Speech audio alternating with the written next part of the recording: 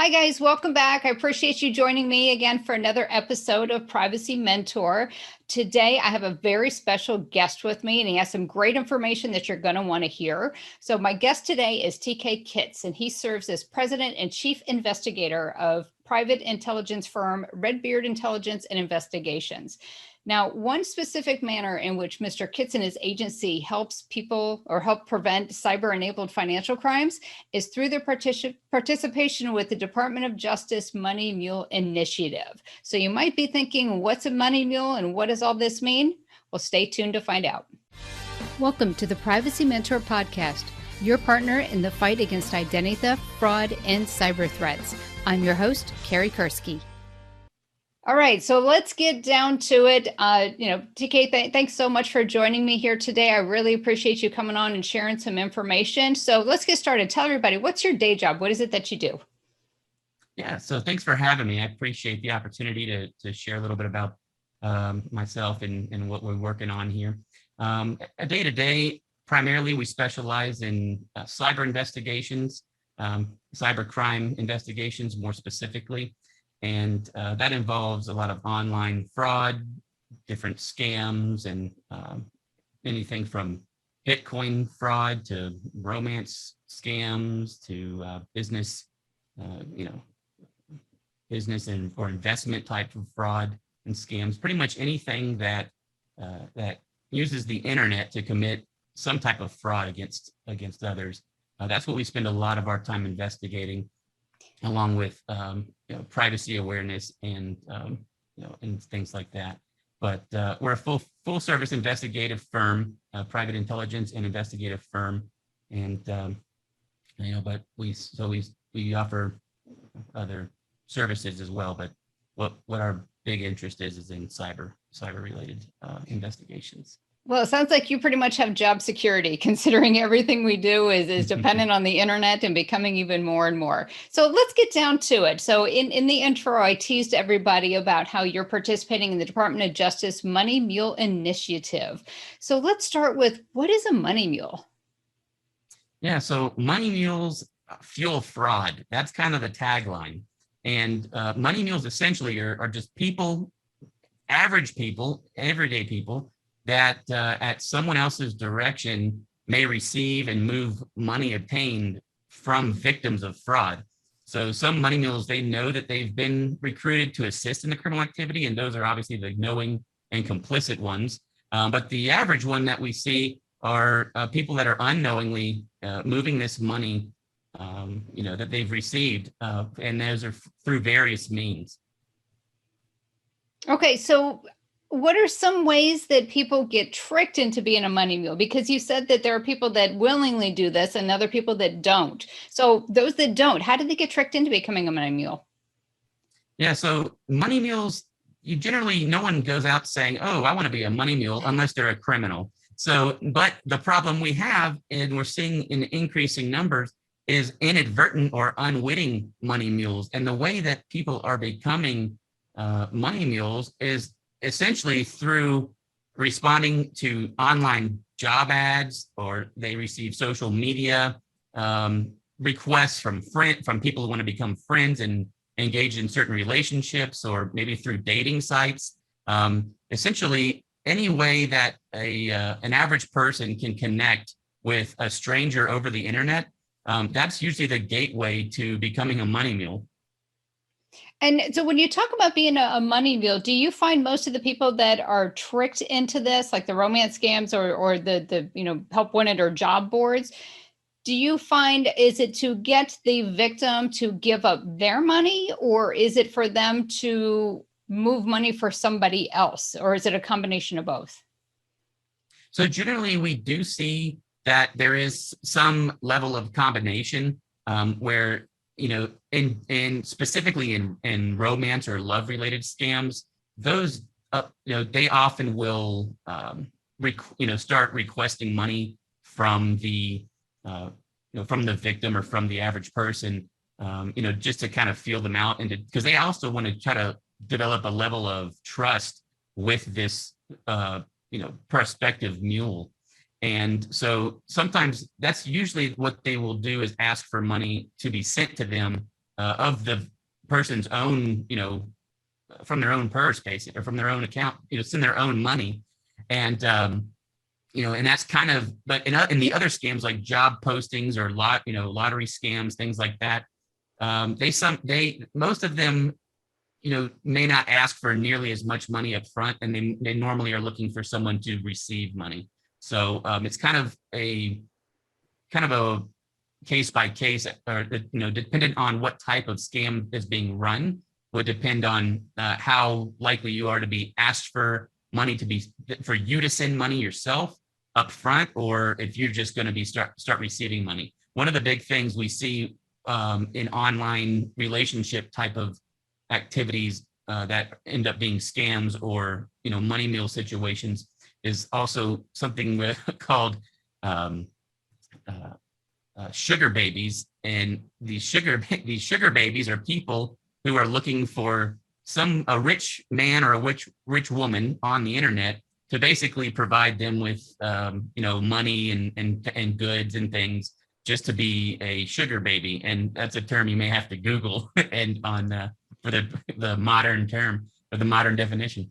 But that's a classic money mule operation where you don't even have to work hard to convince this person to receive those funds, because they're thinking they're a sugar baby, but and things like that. And so maybe getting off track on that line of things, but reel me back in there.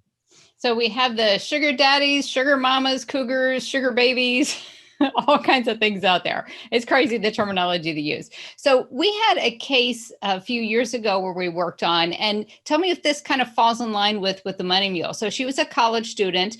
She saw an ad somewhere, I forget whether it was an online or an email. And basically it said that she could make $10,000 a month and she didn't have to do anything, and she would own her own business. And long story short, what they ended up doing is that they asked her to give her basic information, name, address, date of birth, and social. They created an LLC in the state using her identity. And once that LLC was established, they used her good credit to be able to apply for a merchant processing. And then they started processing bogus charges. And months later, and every month she was making money. They would just send her a check. She's like, this is awesome. I'm making money and they're running my company. I don't have to do anything. But then as time went on, she started getting all these debt collection calls, because what they were doing is they were using stolen credit cards for these bogus transactions. People were reporting these transactions as fraud. So there were chargebacks. So the money merchant processing account reached back out to this college student saying, you owe us all this money for all of these returns and all these chargebacks. So is that like another version of a money mule program? Yeah, it is. It definitely would be, where it's kind of a hybrid of identity theft along with involuntary money laundering, because that's essentially what was going on there. But yeah, there's the scary thing about money mules are that anyone can really become a money mule, and it comes, you don't realize you've become one until usually it's too late, unless you're being very diligent and watching out for some indicators or red flags. So I mean, it's the biggest thing we see are really in these romance scams, where people are meeting others online and they get becoming romantically involved or whatever over the internet, and they begin receiving money from people who they don't know. And the way that works in general is kind of give you an idea of the setup. Is somebody meets Mr. Dreamy on the internet, and this person is head over heels. They have a great conversation. They may talk for months, a couple of months even, over the internet, whether it's by text message or through phone calls. They never usually see each other, or at least by live in person. They usually never see each other even in video chat, generally. But what happens is once the scammer or the cyber criminal builds the rapport and the relationship with the prospective money mule, they then begin telling them some story about, oh yes, I have some business dealings that I need help with. I'm out of the country or whatever. There's some reason why they cannot tend to their business on their own. So then they inquire of this person who's essentially all referred to as a victim. That victim then is asked to go open an LLC for me, go open a business, something of that nature, open a couple bank accounts for me so we can, I have all this money I need, I'm a very wealthy guy or girl, and I need, to transfer this money over, but I need your help to do it because I'm predisposed with whatever important job I'm on or whatever. And so what happens is now the person goes and will open up a bank account, open up a business, or vice versa, and start receiving money from people they have no idea who they are. And they're being told by this guy they've met on the internet that, oh yeah, they're just business associates, or they're the ones paying paying bills, or, transferring money to me or on my behalf for whatever dealings I have set up. And then what they're then asking the person to do is all that money that's coming into their bank accounts, they're asking to do a few things with it. And this is when they truly become an active money mule, is once that money is coming in from other sources that are unknown to this person, that money, they're then asked to take it and either transfer it to another bank account that they don't know, personally who that person is. So they either make wire transfers or some type of bank transfer, or they may be asked to purchase gift cards of some sort and submit that information to the person they're talking to, the cyber criminal. They even are being asked nowadays to buy virtual currency with that money. And the money mules essentially are now receiving all this US money coming into their bank accounts. And then they are, going out and buying Bitcoin with that and sending that Bitcoin to, this cyber criminal that they think they're, helping out because they're in love with or whatever, for whatever reason. And the problem with all that is you now have somebody who has just received, our average, we can see anywhere from $250,000 to, over $1 million upwards. Wow. of money coming into these money mules accounts on almost every case we work. It's really remarkable how much money passes through these people's accounts. And what happens is there's a few problems with that. One, you, as an individual who opened that account, you're a US taxpayer. You now have a tax burden based on your income. And that's something people never realize, but until it's too late when the IRS is coming, asking you to pay your taxes on all that money you've earned. That should be the number one deterrent for anyone to want to be receiving a bunch of money from somebody, is that alone. But then there's other problems too, where you actually are laundering money, and just because you don't know that it's illegally obtained money, you don't know that that money comes from victims of fraud, even though you don't know that, you essentially, you are guilty of the crime. They don't have to necessarily know what they're doing is illegal. The fact is, they move that money, and once you receive money and move that money, you're now an official money mule, and you can be charged with a crime. You can be civilly sought after by the victims who sent that money, and it can really, really turn someone's life upside down.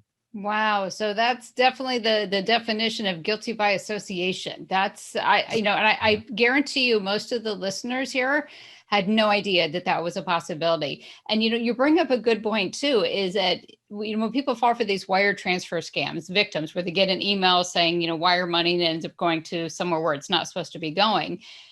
People always make the comment to me going, well, whose name's on the bank account? Why don't you just go arrest them? That's who it's going to. But like you just brought up, they're using these money mules as these in-betweens. And so you ultimately, it doesn't go to the ultimate bad guy. It could be to these innocent bystanders who got caught up in one of these scams. So that's a really, really interesting point. Okay, so now that we know what the consequences are, and they're pretty severe if somebody ends up being tricked into becoming a money mule. So what are some of the red flags that people should look out for so that they themselves don't become a victim of this? Absolutely. So there's a couple major red flags Number one being, if anyone asks you to assist them with a financial transaction and you don't know them personally, if they're a stranger over the internet, and I mean personally, as in you've met them, you know them in the flesh, in person. Otherwise, if you've just been talking to them over the internet or whatever, if anyone asks you for to help them with a financial transaction, that is the number one red flag. Secondly, if you see any emails or unsolicited social media messages that are promising easy money for little or no effort, those are certainly a sign of a work from home scam is what they call them, and because they're trying to turn you into a money mule.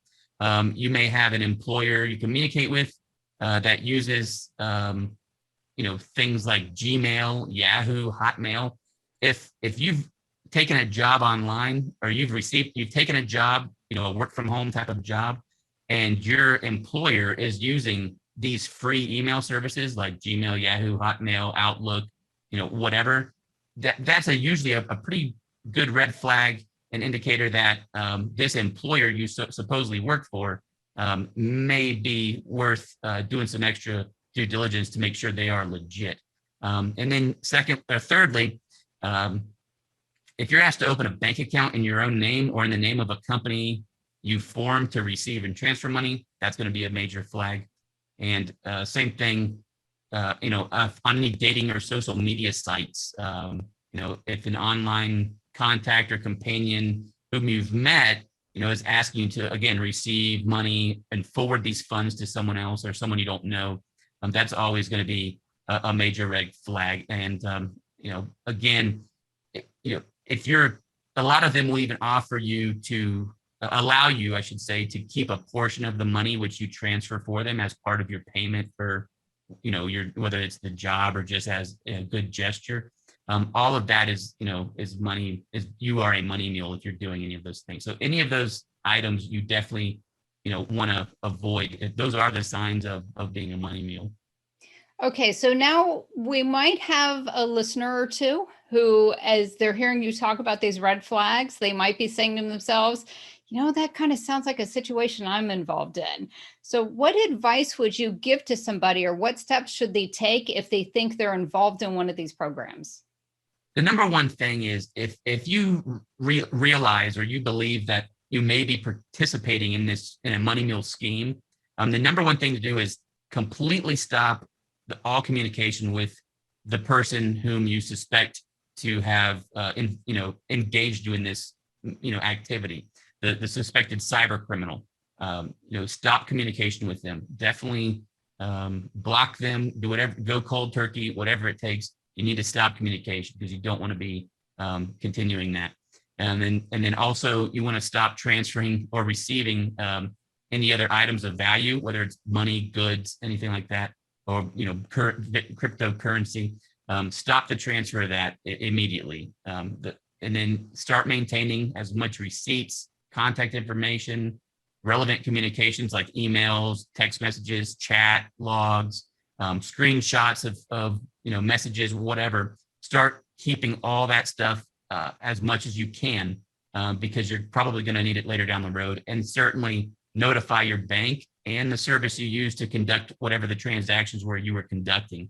You're going to want to notify those financial institutions to let them know that these accounts you've created or that you've been moving money through that you think may be involved in some type of criminal activity, and that's something you're going to need to do so they can take the proper measures to start flagging those accounts and protecting, those accounts moving forward.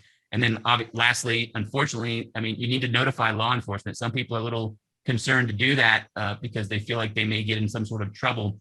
But the bottom line is, you need to notify law enforcement and report any suspicious activity to the FBI's ic3.gov. And there's a couple of different sites you can report suspicious activity to.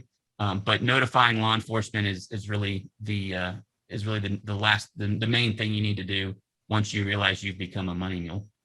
So if someone is in the midst of this and they think that the person they're communicating with has tricked them into becoming this money mule, should they, and I just want to make sure that we have a clarification on this, should they tell the money mule, hey, I'm not doing, or tell the bad guy that, hey, I'm not doing this anymore. I suspect you're up to no good. I'm not being involved in it. Or should they reach out to law enforcement first with their suspicions and not say anything to the bad guy? So that way, if law enforcement wants to continue to communicate with the bad person, using the victim's kind of identity for communication purposes, would that be beneficial, or should they just cut off all ties and then turn over whatever the evidence that they have, or should they kind of keep that communication open so in case if law enforcement wants to continue it?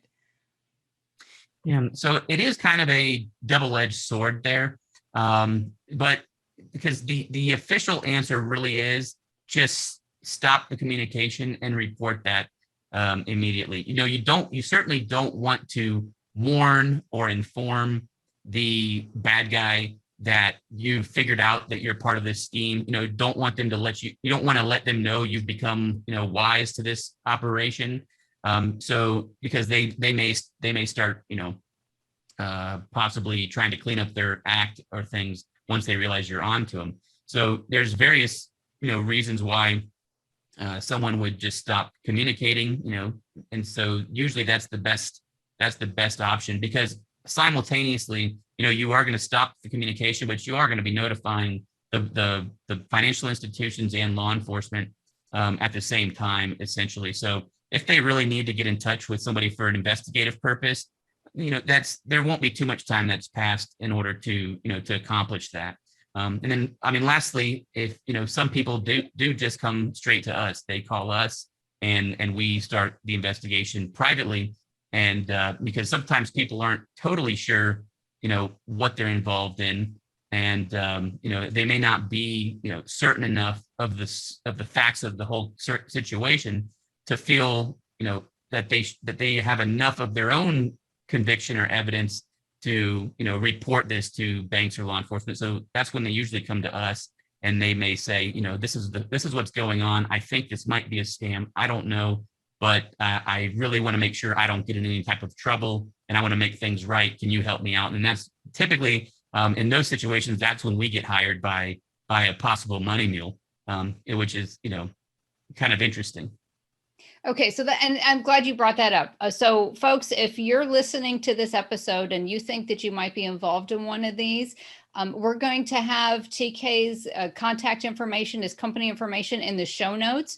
So please reach out to him and get some guidance of what to do next. But like he said, don't warn the bad guys. Don't say, hey, I know you're a criminal, I'm done talking to you. Just kind of let the communication fall off, and then reach out to either TK and his team, or reach out to local law enforcement, the banks.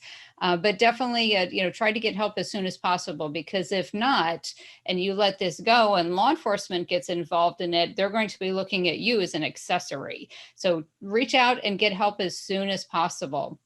Well, TK, this is great information. I only know about money mules from the side that I see from, some of the victims we're working with involving identity theft. So I really appreciate you coming on and sharing this information with the listeners, because I know in the past we've worked some of these romance scams, these, work from home scams. And there were things that you shared today that I never even heard of. So thank you so much for coming on and for sharing that information. Is there anything else that you would like to tell all the listeners? Well, I wanted to thank you again for the opportunity to be on the show with you today. And for the listeners, the main thing is just, if it seems too good to be true, it definitely is, no matter what the circumstance. And that's the best kind of rule of thumb to live by. And if anyone has any, they have a possible tip on someone who might be a money mule, they can actually email us as well at tips@redbeardpi.com. And we can receive, and try to process some of those too, and pass those on to through the proper channels if needed. Well, that's great. Thank you. And again, we'll have that email address in the show notes. Now, here's another little thing. This is a little teaser for upcoming. We're going to have TK back on another episode. Now, if you are just listening to this episode through the podcast, I want you to know the voice you are hearing, that's not TK's voice. We're disguising it because we want to protect him, because a lot of the undercover work that he does. If you're watching this on the YouTube channel, the picture you're seeing, That is not TK. He is using artificial intelligence to be able to make it look like I'm having a conversation with someone and it's just a picture. And it's really interesting. So we're going to have him back and he's going to talk to us about that, because remember we talked about with these romance scams and everything, and he said, be careful who you're talking to online. Just because you engage in a video chat with someone doesn't mean they're a real person, because you can see right here on this, and you can hear on this call, his voice has been changed and so has his face. So join us back in a future episode. Thanks so much for taking the time out of your day to join us here today. And until next time, my friends, stay safe.